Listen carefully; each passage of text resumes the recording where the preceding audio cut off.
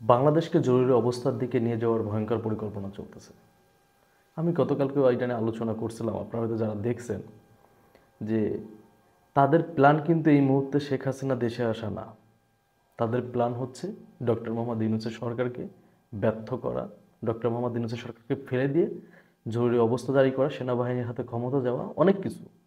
কারণ doctor Mohammad Yunus sir পরে গেলে তো অটোমেটিক সেনাবাহিনী ক্ষমতা নেবে, ঠিক না?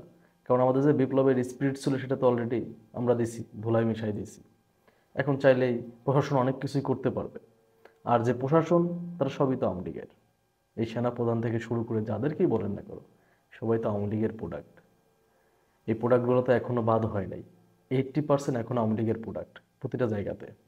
তো সেই ক্ষেত্রে ডক্টর মোহাম্মদ ইউনূসকে সরাই নতুন একজন ব্যক্তিকে বসায় দিবে, এটা বলছি না? এবং এটা আমি এটাও বলছি যে বিগত সময়ে যে উপদেষ্টাগুলোকে নিয়োগ দিছে আর বর্তমান উপদেষ্টা, এটাও দেখেন। আমি বলছি কিন্তু দেখেন কথাগুলো সত্য হচ্ছে কিনা, হবে আরো সত্য হবে। এখন যদি একটা জরুরি অবস্থা জারি করার মতো পরিবেশ কিন্তু বাংলাদেশে অলরেডি আছে। হুট করে অটোরিকশা চালকদের উপর সিদ্ধান্ত, যদিও এটা শেখ হাসিনার সময় থেকে শুরু হয়েছিল, জাস্ট রিড করছে এখন। তো এটা একটা বিশৃঙ্খলা, বাড়িগুড়ি ভাঙচুর যা তা করতেছে। এই যে কলেজে কলেজে এই যে কলেজে কলেজে বিশৃঙ্খলা করতেছে কারা? এরা কি শিক্ষার্থীরা করতেছে? এর ভিতর ছাত্রলীগ করতেছে।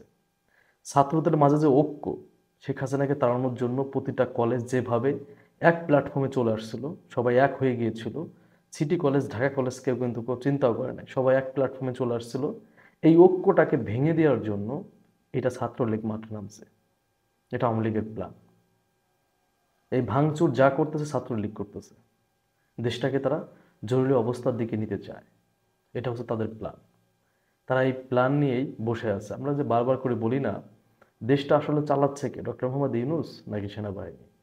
এটা কিন্তু বলছি কতবার, অনেকবার বলছি, আপনারা জানেন।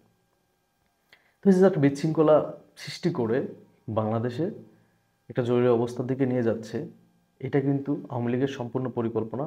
আর এই পরিকল্পনা করার সাহস পাচ্ছে এই জন্যই, কারণ আমরা অলরেডি আমাদের মাঝে যে ঐক্য ছিল ওইটা ভেঙে ফেলছি। ওই ঐক্যটা আর নাই, আমাদের মাঝে বিন্দুমাত্র ঐক্য নাই। আমরা একে একে অপরের থেকে অনেক দূরে চলে গেছি। আর এই সুযোগটাই আওয়ামী লীগ কাজে লাগাচ্ছে, একটা বিশৃঙ্খলা পরিবেশ তৈরি করতেছে। এখানে রাজনৈতিক দলগুলোও এক প্রকার চুপ, সবাই চুপ, সবাই তামাশা দেখতেছে। এই এক কলেজে শিক্ষার্থীরা অন্য কলেজে ভাঙচুর করতেছে, লুট করতেছে। আর এখানে প্রশাসন সবাই চুপ, কি করবে? এখানে গিয়ে কি মানে যে একটা কথা আছে না, যে গরমে কি আরো গরম দিবে নাকি? তাহলে তো পরিস্থিতি অন্যদিকেও যাবে। তো তারা চুপচাপ দেখতেছে খেলা। এটা চুপচাপ যদি আপনারা দেখতে থাকেন, ভয়ঙ্কর পরিণতির দিকে তো চলে যাবে। জরুরি অবস্থা দিতে বাধ্য হবে এই সরকার। এবং শেখ হাসিনা ইন্ডিয়া এটাই খুব করে চাচ্ছে যে জরুরি অবস্থা হোক বাংলাদেশে। এখন কি এই ইন্ডিয়া এবং আপনার শেখ হাসিনার চাওয়াকে আপনারা পূরণ হতে দিবেন? তাহলে প্রতিটা রাজনৈতিক দল আরো দূরে যান। কারোর সাথে কারো সম্পর্কের প্রয়োজন নাই। সরকারের সাথে একটা দ্বন্দ্ব তৈরি করেন, যেটা অলরেডি হয়ে গেছে।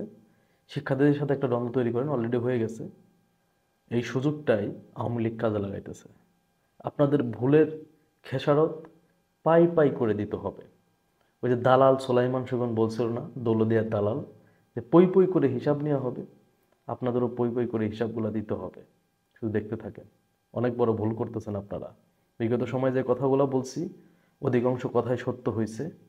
আজকের দিনে দ্বারা যে কথা বলতে, যদিও ভবিষ্যৎবাণী দেওয়া ঠিক না, তারপরেও বলতেছি, আপনারা অতি দ্রুত দেখতে পারবেন বাংলাদেশ ওদিকেই যাচ্ছে। ধন্যবাদ সবাইকে। আসসালামু আলাইকুম।